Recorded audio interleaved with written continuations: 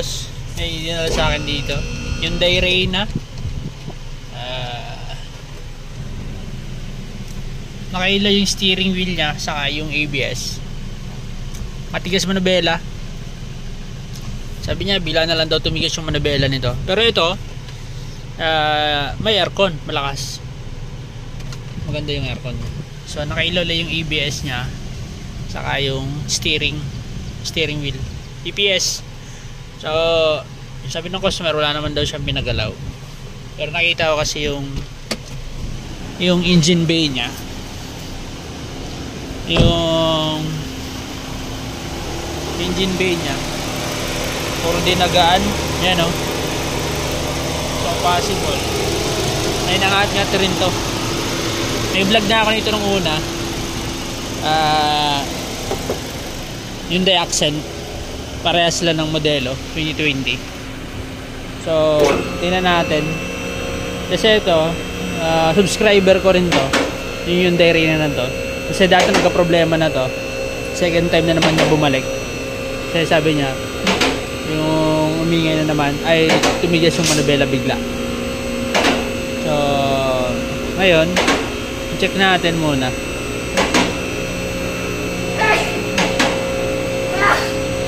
Kasi meron putol yata. Hindi ko ano sinasabi ng scanner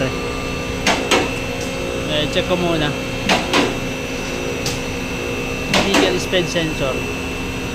Itigas din kasi manubela.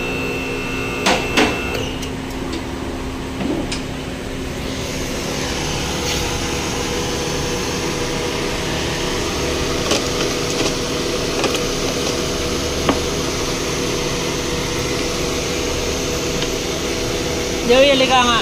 Joey. Tignan mo nga yung sensor na to. Hindi ko makita eh. Ayun. Huwag kang panikwat.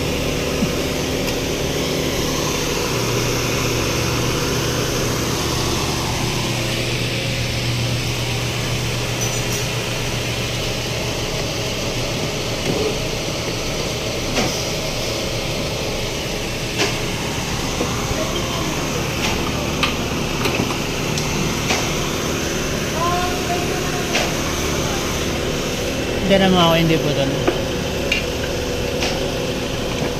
Ilan? Pero hindi naman, no? Ha?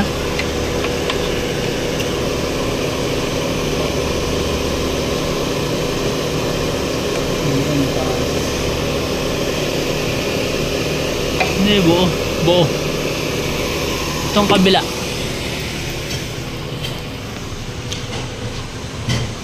Wala may EBS.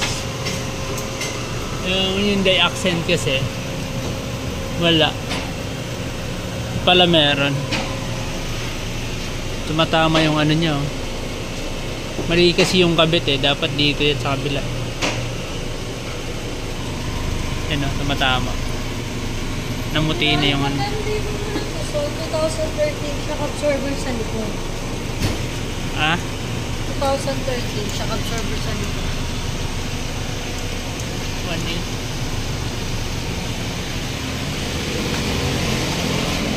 Wala. Ewan ko sa taas. Pero hindi alam ko yan yung dinugtong ko. Ay hindi yan. Ay yan yun. Dito ako doon. Speed sensor lang binabasa niya eh.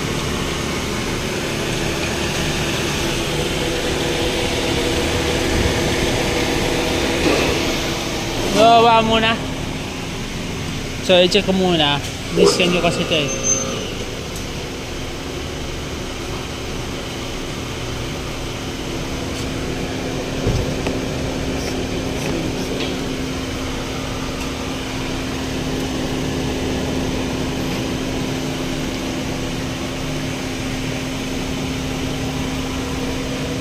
Natin Hyundai Reyna.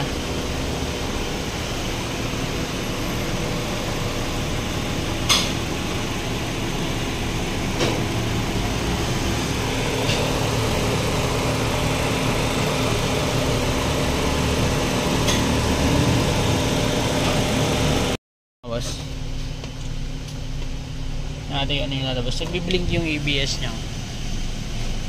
Kumukurap.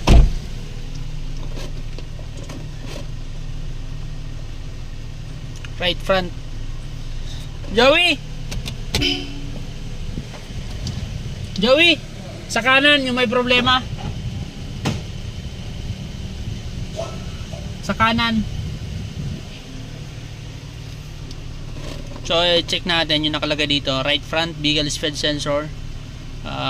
Circuit, open or short. So, yan, titignan natin sa kanan. Konektado yan sa APS. So, check muna natin sa labas.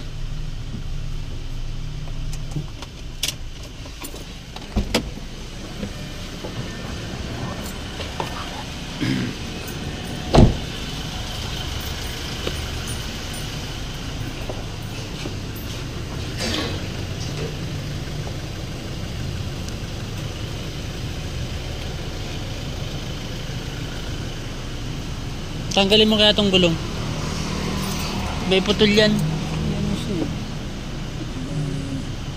Baka dun sa dinugtungan dati. Dito. Oo.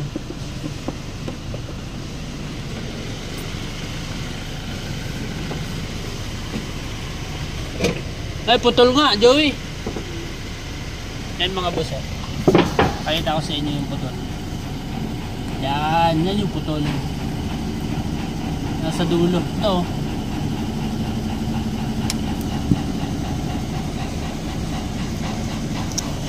Putol nga. Yan o yun. Tanggalin mo doon sa sakit para may ilam mo pupunta dito. Yung putol mga boss.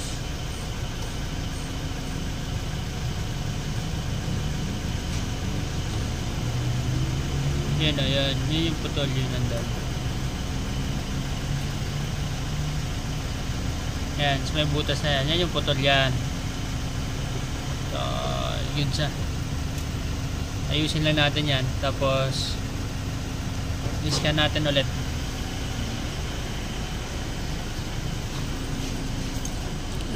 Ayan, nagutin mo dyan. May kasama pa ba? Itong signal natin. Ito? Ay, oo. Oo, para labas mo doon. Para madaling ano eh, kasi hindi mo madudugtong yan dyan eh. Hindi na daga, Joe.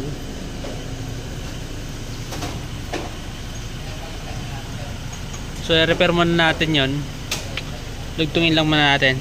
Update kayo maya maya kapag na-dugtong na natin mga boss. Kung sasabay na mawala yung sa EPS. Kasi yan ang na-encounter ko na ito eh. Dun sa may accent. EPS kasabay ng speed sensor. Umilo yung speed sensor. Inat-ngat. Sa kanan din na part yon. Yung sa Hyundai Accent. Tumigas din yung manubela. So, ilang beses ko na kasi na-encounter yan. Titignan natin kung ganun din to. Itong Hyundai Reno na to. Update ko maya maya kapag nakabit na natin yung nadugtong ko na yung wire. So mga sir, nadugtong na natin yung problema niya. Yung wire yan, no? Nadugtong na natin. So, gawin natin, i-scan natin, tapos reset natin. Reset ko muna. Tapos titingnan ko kung mawawala. Reset ko muna to. Yung ano niya, yung code niya. Skip natin. So, skip natin. So, ayan. Tatlo kasi yung lumabas. Dalawa sa engine, isa sa APS, isa sa ABS. So, quick erase natin. Tapos, paanda rin natin and then scan ulit. Pag active kasi yung problema niyan mga boss, babalik at babalik siya. Pag may problema pa rin. Halimbawa yan, nag-pass no fault na siya, goods na yan. So kapag may problema yan, pag pinaandar ko, babalik ulit yan.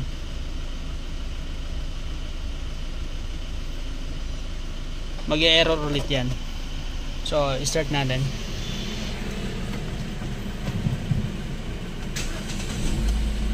Yan. Nawala yung ABS, nawala yung EPS. Ang lambot na ng manubela, lumambot na siya. So escape ko to, escape natin. So auto scan natin ulit habang naka-andar siya. So scan natin. Kapag nag-fault na yan, o kaya nag-fast no fault na siya, ibig sabihin goods na yan mga boss. Nakuha natin yung problema. So, palagay ko okay. Yeah, kung makikita nyo, fast no fault siya, 100% na yung scanner, goods na siya. Dito, wala na nakailaw. Yung EPS wala na rin.